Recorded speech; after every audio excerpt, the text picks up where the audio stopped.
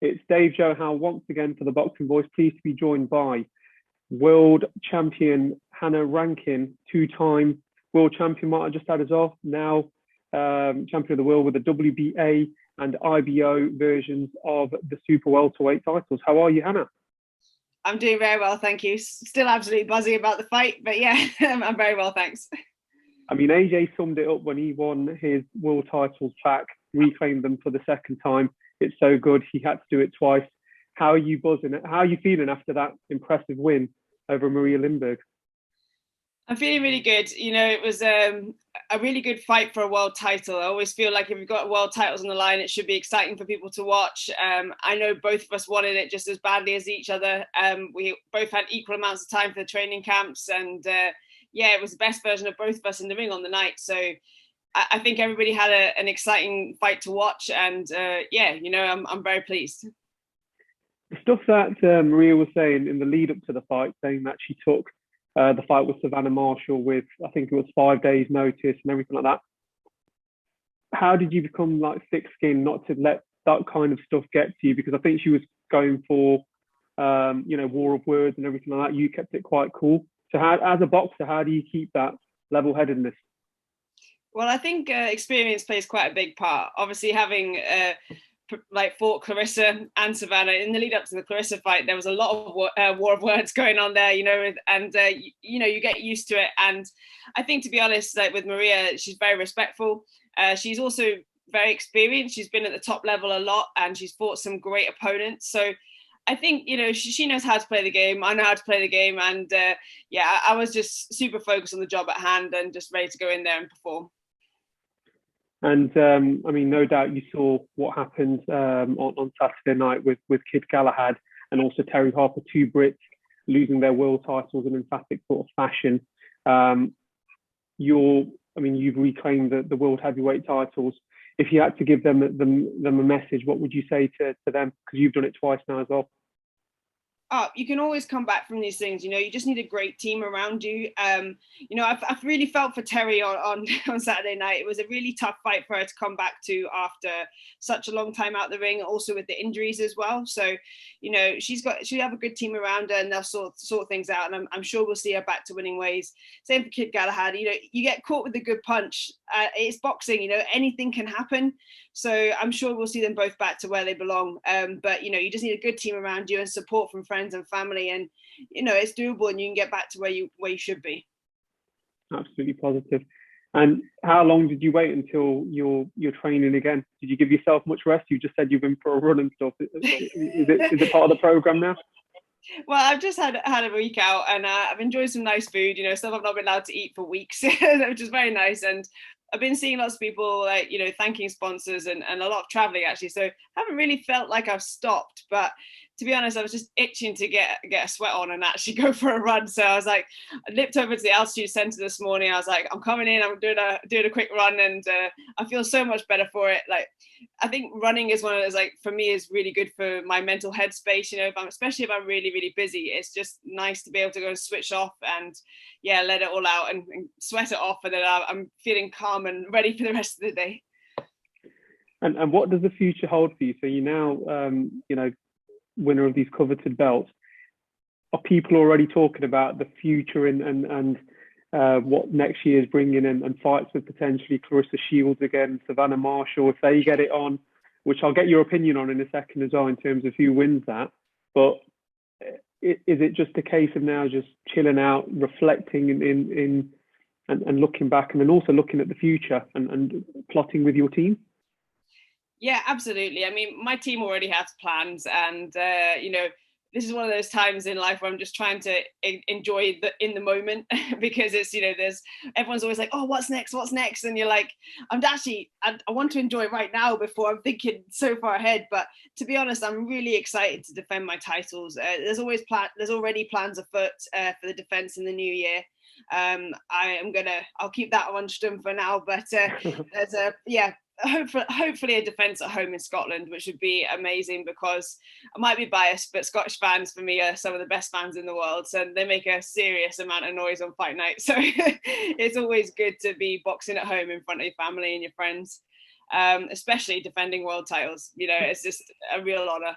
But yeah, no, I'm enjoying the moment, and I'm letting my team just have a little plan about what they want to do. I know Dennis Hobson and my coach Noel Callan and Sam Kinnock, they've all got plans. So yeah, you know, there's exciting times ahead, and I'm really looking forward to it, really.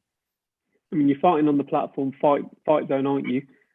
Which shows as well that there's plenty of room for another promoter in the game. It's not just about your Eddie Hearns, Frank Warrens, Bob Arams, but there is room for new platforms.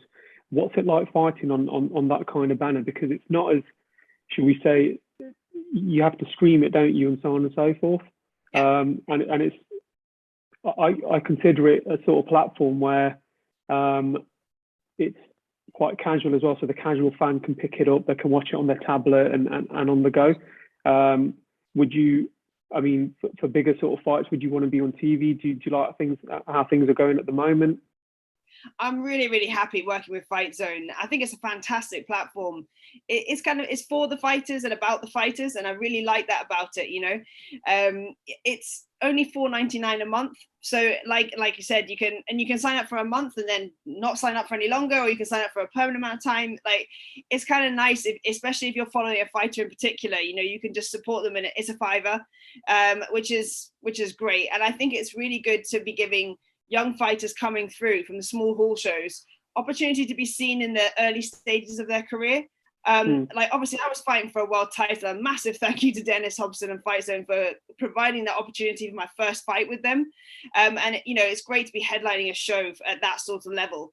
But you know, for the younger fighters, people who are just starting out in their careers, I think it's really forward thinking, because it gets people like knowing about them, learning a bit about their character, what kind of person they are. And also, some of the most exciting fights I've ever watched have been small hall shows for things like the Southern Area title.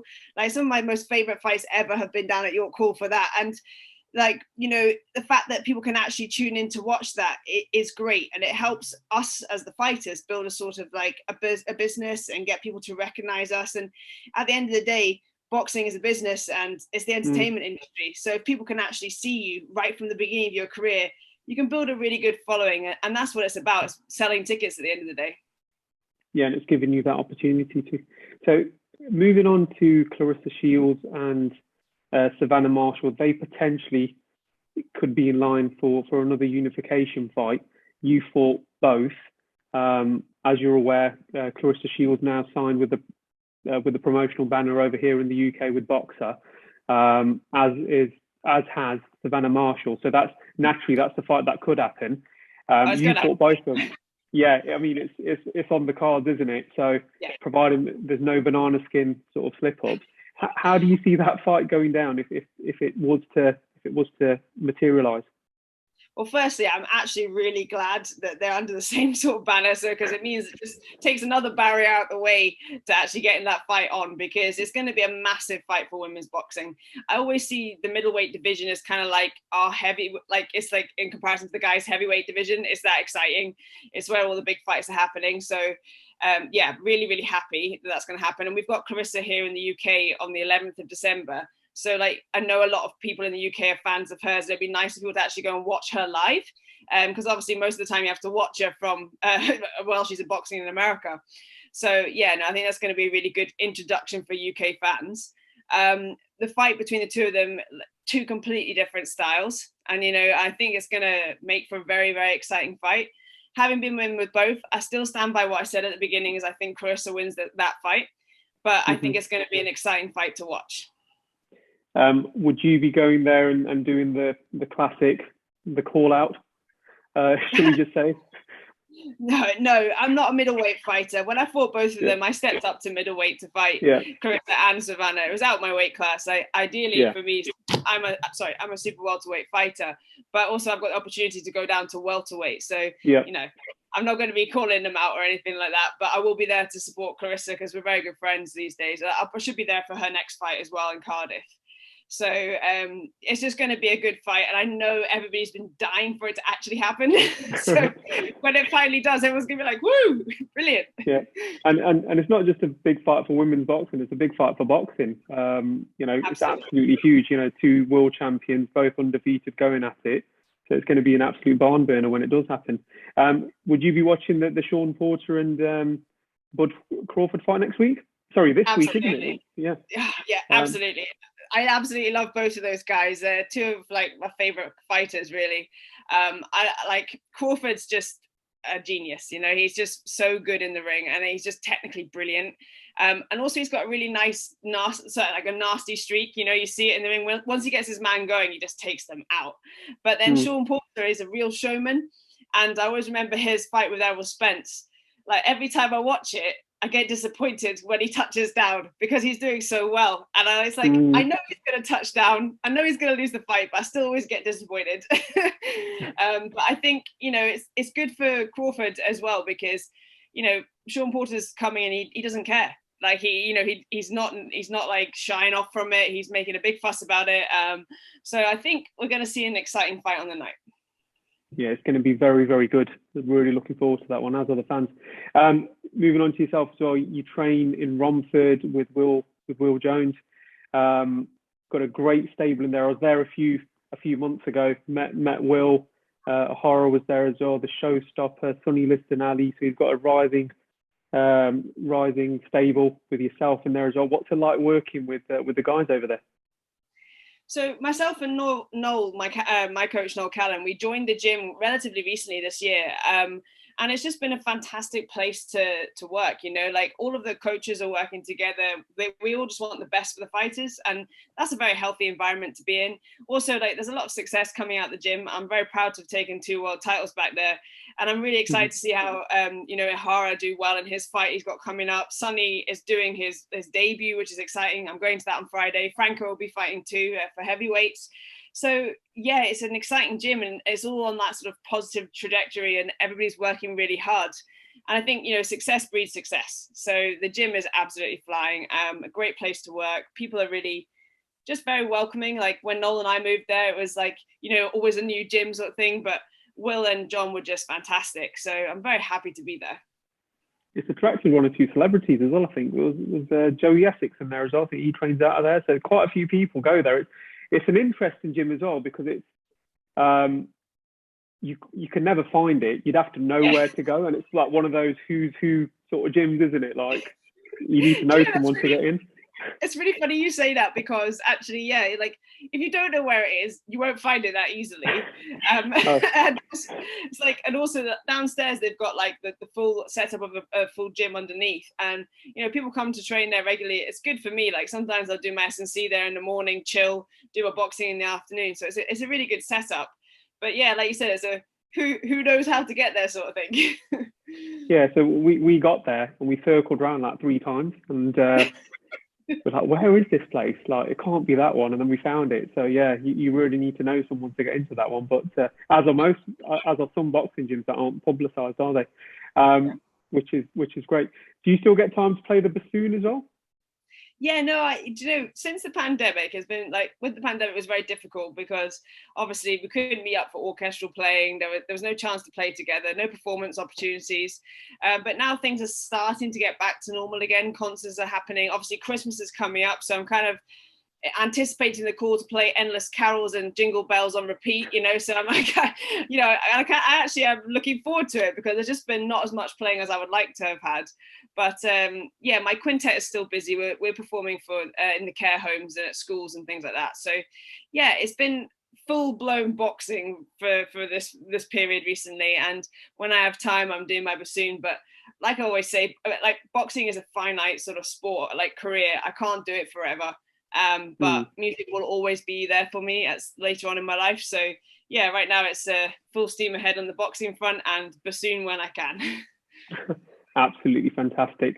Hannah, that's everything from the Boxing Voice. But is there any messages or anything you want to plug?